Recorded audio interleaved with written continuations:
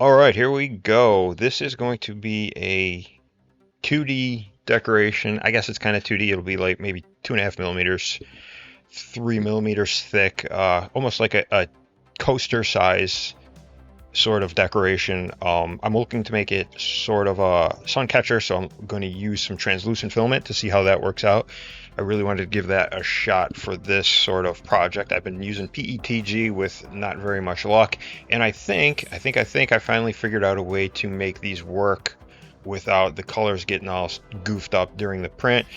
So what I'm going to do here is outline or trace this image with curves in Blender, and I think they're calling them curves in Blender. I'm used to calling them Bezier curves or Bezier curves from applications in the past. So part of learning Blender is relearning the language, which is kind of fun, I guess. And I'm going to outline all these shapes. I'm going to sit here and trace these. This is the tedious part, so I'm speeding it up quite a bit. And in doing these outlines, I'm going to turn all these outlines into a projection knife cut on a 2D plane. So that will give me distinct geometry for each one of those shapes. And tracing all these things and making sure they kind of follow the contours of those lines is important. I could go ahead and just do that sharp angle, but I want that more slick, organic look.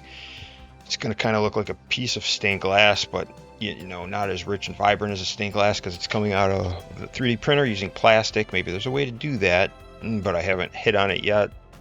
But I did make some progress in figuring out how to do these. I was getting a color blend between, say for instance, that blue and the black outline, and probably say it was 2 millimeters thick. And in the middle of that 2 millimeter wafer, at the 1 millimeter mark, I guess, up from the bottom to the top, I would get a blend over between the blue and the black. Like the black would try to stretch into the middle of the given shape. So for instance, that circle, you'd have black almost filling up that hole. However, it would then cover it with the translucent blue that I was hoping to get at that point.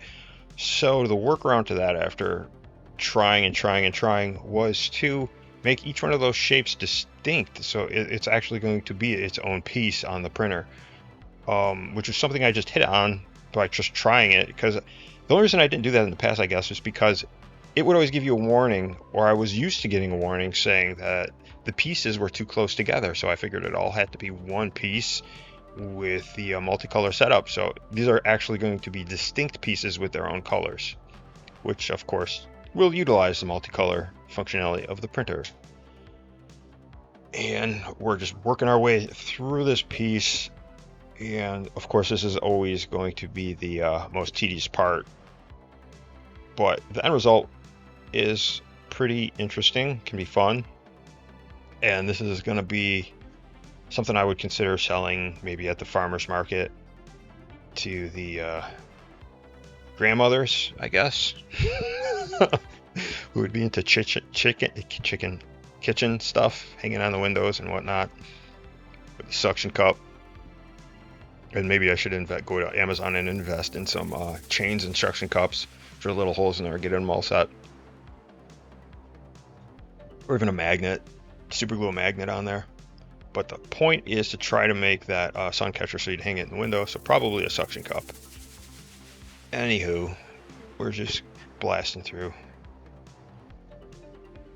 And I think all together, something like this might take 3 hours straight of just cranking away on your Bezier curves, or your curves blender.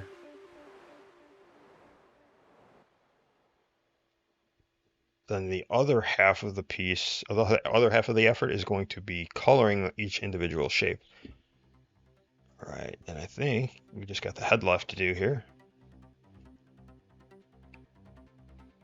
And our shape doesn't have to be perfect. We can go in and adjust it and set up that vector however you want for the given corner. And it took me a while to get this fluent at it. It was quite the learning curve, right? I guess that's a pun if you're paying attention. But It's quite the learning experience messing around with Endlessly. So I have several of these that I've put through and tried to work out to various degrees of success. But I think I'm on a roll now using these individual shapes. And that picture itself, at first I was just doodling these things to try to come up with stuff, but a much faster way to come up with those images is something I'm using called Stable Diffusion locally on my computer. So I went through and fought with the setup to run the AI model locally, so you don't have to worry about being online or paying for it or at any level. You got unlimited tokens so long as you got the hardware for it. And I really don't have a super duper computer to run that, but it's just good enough for what I'm doing here. And I will have it crank out, say I have this idea for the gecko.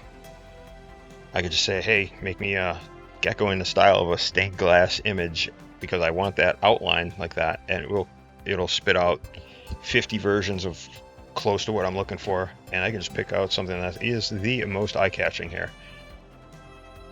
And it's fun. I love playing with the AI when I get a chance to do it, and turn it into something like this is kind of rewarding.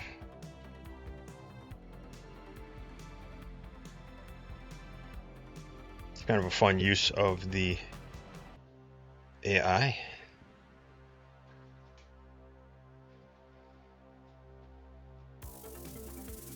And once you get each individual piece set up, you can set any color you want. So sky's the limit as far as that goes. You can make a red gecko, a green gecko, an orange gecko, and on and on.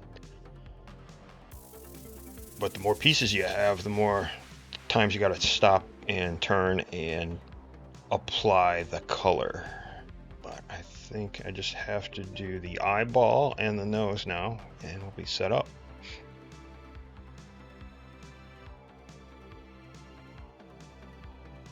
Getting there.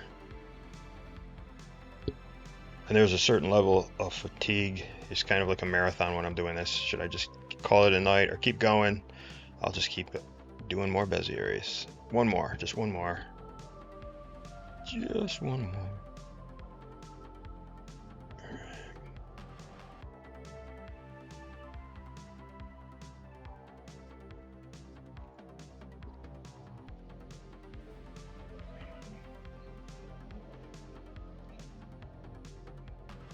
Alright, this is going to give us our eye.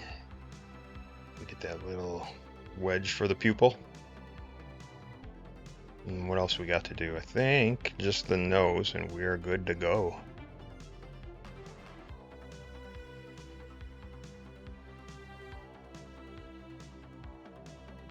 It's this little branch, and you can kind of see how the AI goofs it a little bit. It's kind of just dangling out there, but it's still a cool little image. So I went with it. Alright, I'm going to copy that over, and my intention here is to possibly break the geometry, so that's why I'm making a copy in case I screwed up. So I'm going to turn that curve into a mesh, and from there I'm going to do the project, or the knife project on that 2D plane, and it should give me a clean cut of that outline, which is going to be fantastic. And now, after I got that knife project on that plane, I'm going to go ahead and color it, not because I need to, just because I actually at this point what I was doing is just going to color, fill it in to have fun. I spent all that time doing the outline. I just want to see the sugar. So that's what I did here, and I can reference this when I move it to the slicer where I'm going to have to color it again.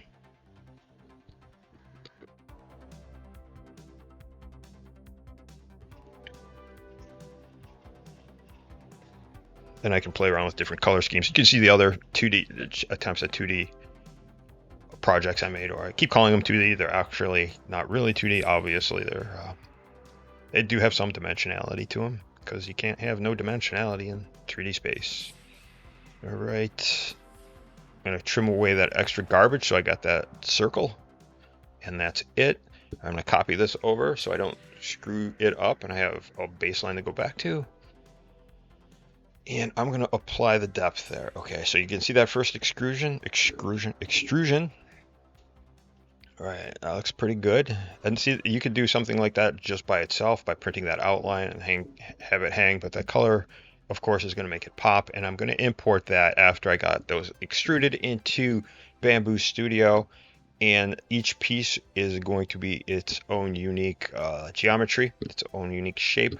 I'm going through and painting them for the filament that I want to hit that spot. And at this point, it's going to be all translucent, but you could use whatever you wanted to, really.